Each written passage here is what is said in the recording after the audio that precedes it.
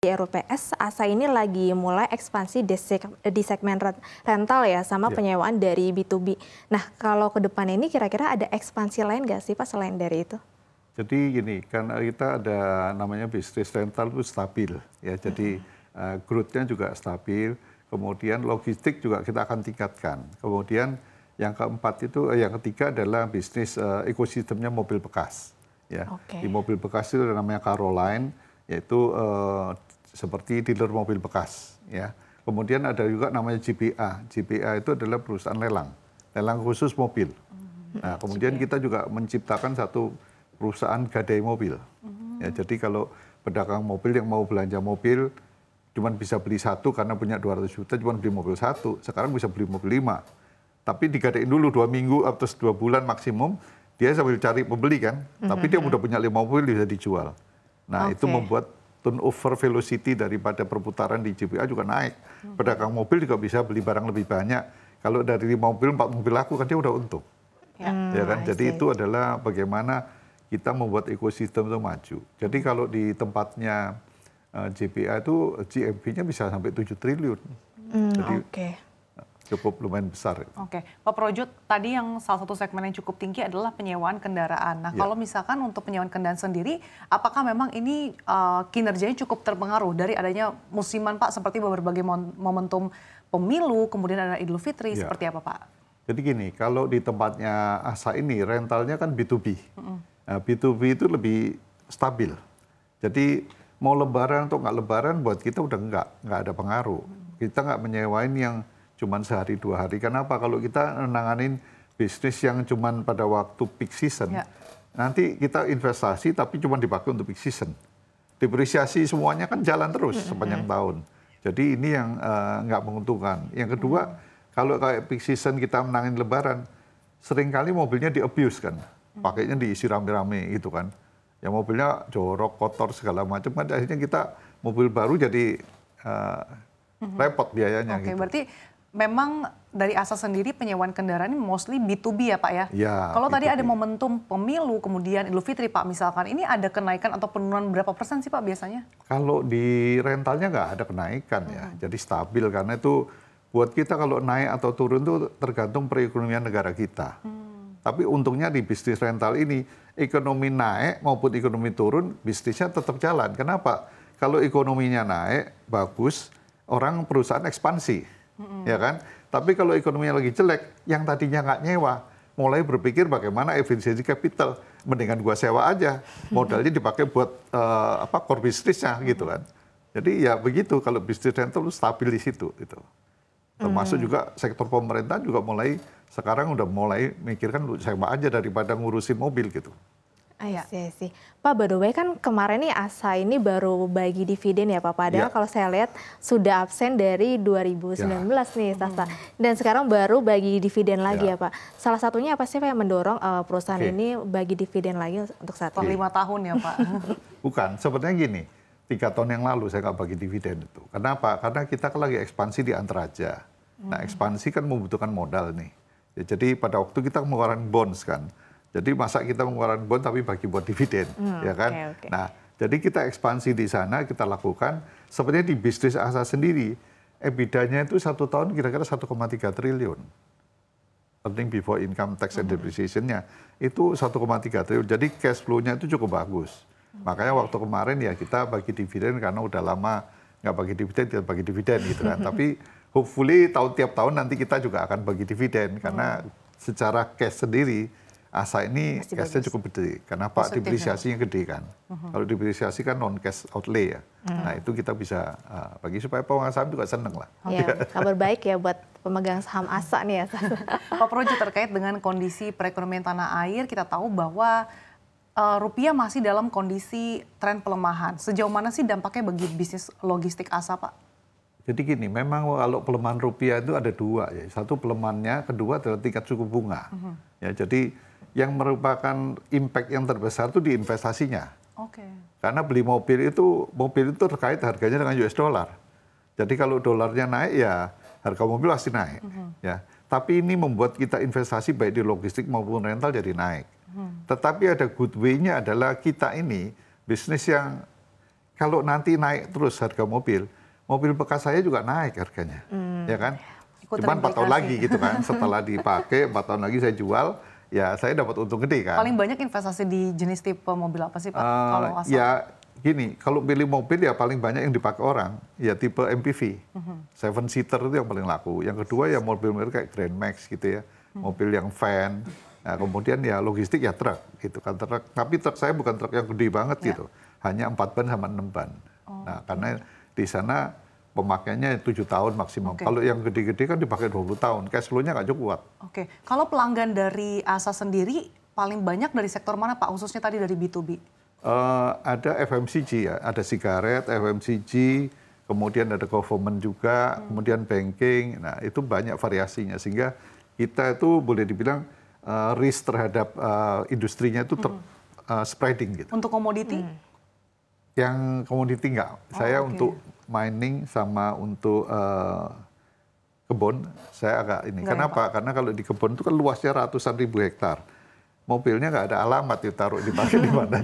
Jadi kalau world bike kan dari kota terdekat aja udah harus 8 jam naik kapal segala macam. Jadi saya nggak bisa melakukan service level agreement yang bisa memenuhi standar. Jadi mendingan nggak gitu.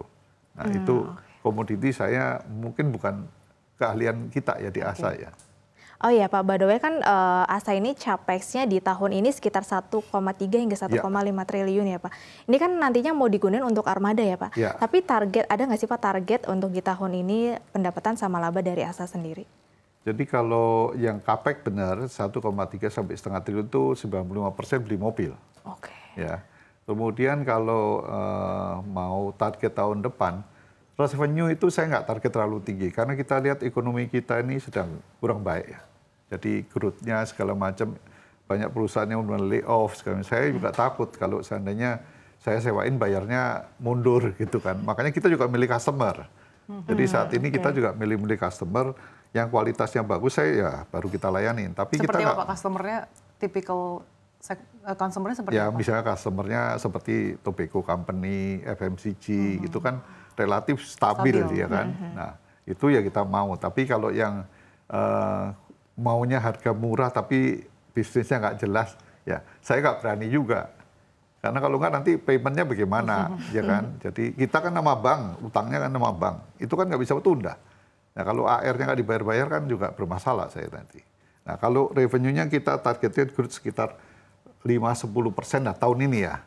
Karena sambil lihat, karena kan tahun ini ada pemilu, ada pemilihan presiden yang terus pelantikannya Oktober. Jadi semua pada wait and see gitu kan. Nah saya juga nggak mau terlalu aktif di revenue. Jadi untuk tahun ini kita target revenue-nya itu sekitar mungkin 10%. 10%, ya, 5-10% seiring dari dengan ASA yang masih wait and see juga ya Pak? Iya juga. Nah kemudian kalau profitability-nya saya sih harapin ya pasti double digit tinggi lah gitu. Di kisaran berapa Pak? Ya kalau mungkin kalau tanpa situasi yang mendadak kaget gitu ya, ya mungkin sekitar 200 lebih lah, 250 bisa. Oke. Pak Projo, kita tahu bahwa persaingan biaya logistik di Indonesia ini bisa dikatakan cukup lamban bila dibandingkan dengan negara-negara lain. Meskipun memang biaya logistik kita sudah turun ya Pak ke 14%, tapi ternyata kalau kita bandingkan dengan negara-negara lain yang bahkan sudah di 9-10%, sebetulnya apa sih Pak yang menjadi PR atau bottleneck di Indonesia sehingga kurang bisa bersaing? Jadi kita nggak bisa membandingkan dengan negara lain ya. Kalau di Cina, terus kemudian di Amerika itu benua. Jadi transportasi yang paling hemat dia ya pakai pesawat sama pakai rel kereta api. Kita ini kepulauan, begitu sampai di Banyuwangi harus ganti kapal laut, ya kan? Waktu loading ke kapal laut kan juga costly, ya kan? Kemudian kalau mau ngangkut dari pakai kereta api, itu kecepatan kereta api kita cuma 80 km, kalau nggak bisa terbang tuh kereta apinya. Jadi susah gitu kan, cost-nya pasti mahal karena loading unloadingnya itu, terus kemudian moda transportasinya itu bermacam-macam. Kalau ke Irian, bayangin dari Indonesia ke Irian tuh bisa lebih mahal daripada ke Eropa. Kalau Eropa kan naik kapal sekali jalan itu kan. Tapi kalau mau ke Irian kan nungguin kapalnya bisa sebulan dulu, sebulan sekali. Nah itu kan berarti harus ada tempat penyimpanan di pelabuhan. Kan cost-nya jalan terus itu. Tapi kan sudah ada tol laut, tol Trans Jawa, apakah memang masih kurang Pak? Ya kapalnya mana itu. Ya kan? Karena Pak di Indonesia kan kalau mau beli kapal kan Ya perbankannya masih reluctant ya membiayain kapal itu kan nggak ada, karena di kapal itu kan nggak ada BPKB-nya, nggak ada STNK-nya. Jadi kalau di tengah laut ya ganti bendera hilang tuh kapal. Jadi buat saya juga nggak bisa nyalain dari pihak perbankan, tetapi kenyataannya begitu. Terus kemudian ini kan fixed asset yang nilainya cukup besar satu kapal itu. Ya jadi buat bank juga harus milah-milah mana yang perusahaan pelayanan bagus dia mau financing, ya kan. Nah itu contohnya. Itu yang masih menjadi kendala ya Pak? Kendala itu, makanya kayak Pelni kan juga pesawat kapalnya lama terus ya. Tapi kan? kalau kita berandai-andai kira-kira idealnya di berapa persen sih Pak biaya logistik kita gitu Kalau Pak? untuk kepulauan mungkin sekitar 15% itu maksimum ya. Jadi harusnya 14% ini sudah bisa dikatakan sudah cukup optimal oke gitu, iya. optimal. Oke. Oke, Pak, by the way mungkin ini yang jadi penasaran para investor nih Pak. Kan aksi korporasi kemarin udah diumumin ada pembagian dividen. Ya. Kemudian juga ada lagi investasi di perusahaan ekosistem food supply chain ya Pak. Ya. Salah satunya itu Kedai Pangan Sejahtera ya. Nah nextnya ada aksi korporasi apa lagi nih Pak dari ASA? Ya kita kan ada cold chain ya. Cold chain itu seperti perusahaan yang cold storage ya, yang ekosistem daripada frozen food. Jadi mulai cold storage-nya, kemudian ada river truck-nya, kemudian manajemennya di mana itu. Termasuk nanti ada satu lagi, kita lagi untuk freight forwarding. Jadi untuk import ekspor barang-barang kita dengan luar negeri. Jadi partner kita di luar negeri, kita ngomong bahwa kalau you cuman masukin barang ke Indonesia, tanpa dari Indonesia harus bisa ekspor, cadangan devisa tak habis. Jadi juga baliknya kapal you kan juga nggak ada muatan. Nah kita berusaha yang di Indonesia kita bantu UKM-UKM ini bisa menjual barangnya ke luar negeri. Tapi kita kalau sendirian kerja nggak bisa. Mendingan cari partner kita yang di luar negeri yang sudah menjadi kerjasama kongsi sama kita. Dia tolong bantu jualan di sana. Nanti kalau barang di sana mau masuk ke Indonesia, ya kita tampung nanti di Indonesia kita handle gitu, ya kan? Jadi misalnya kayak handphone lah, karena mobil lah apa, ya kita bisa. Tapi barang kita harus ada yang balik ke sana. Kalau nggak kan nggak balance trade-nya. Nggak balance lama-lama juga problem kita. Gitu. Nah itu jadi itu namanya Surya Fajar Indonesia ya untuk nanti itu. Oh oke, Surya Fajar. Pak Projo, di tengah era masa transisi kepemimpinan, seperti apa sih harapan Anda dari pemerintahan berikutnya untuk bisa terus mengembangkan industri logistik tanah air juga supaya bisa kompetitif dengan negara-negara lain? Jadi sebenarnya begini, kalau pertama ya pajak sih udah dikurangin ya, tapi di Indonesia ini kan mestinya yang namanya orang kaya kan nggak naik truk. Ya kan? Jadi harusnya disubsidi lah kalau menurut saya dari tingkat bunga atau kemudahan loan. Karena apa? Logistik itu kan barangnya mahal. Seperti truk itu bisa dipakai kalau yang besar, bisa dipakai 20 tahun. Ya, tapi kalau dipakainya kita pinjam ke bank paling 5 tahun maksimum. Jadi secara cash flow udah nggak nutup gitu ya. Jadi itu satu. Jadi pemerintah harus melonggarkan lah dari izin-izin. Karena kir pun juga masalah gitu kan. Kir mobilnya segera bergerak di mana harus balik segala macam. Jadi banyak masalah red tape itu di logistik gitu. Ya kan? Jadi kalau izin-izinnya, kirnya, plat nomornya segala macam, menurut saya kok ribet amat gitu. Mestinya kalau STNK online aja gitu kan. Semuanya kenapa harus ya, Pak? didigitalisasi gitu. Sehingga nggak banyak tiap lewat pintu itu kan ada cost-nya. Nah, itu yang kita harapkan dalam pemerintahan baru, kalau mau logistiknya lebih murah, harus kolaborasi kerjasama dan pemerintah harus memotong red tape-nya ini. Dari segi, ya misalnya bunganya ya subsidi lah, namanya logistik, namanya bus, truk, itu nggak ada orang kaya yang naik itu, tapi itu membuat harga pangan itu nanti murah, ya kan? Kalau saya bandingkan seperti di Malaysia, itu BBM-nya hanya Rp2, 6.800. Itu membuat harga-harga transportasi di sana turun. Dari kompetitif dia, akhirnya seluruh industrinya jadi berkembang gitu. Jadi yang kita harapkan ya bisa begitu. Jadi pemerintah fokus bagaimana sih yang namanya industri perdagangan, industri manufacturing itu bisa lebih bergairah gitu. Jadi lebih efisien. Nah, di situ. Baik, Pak Projo terima kasih telah berbagi perspektifnya di sore hari ini dalam Fundamental Pandit.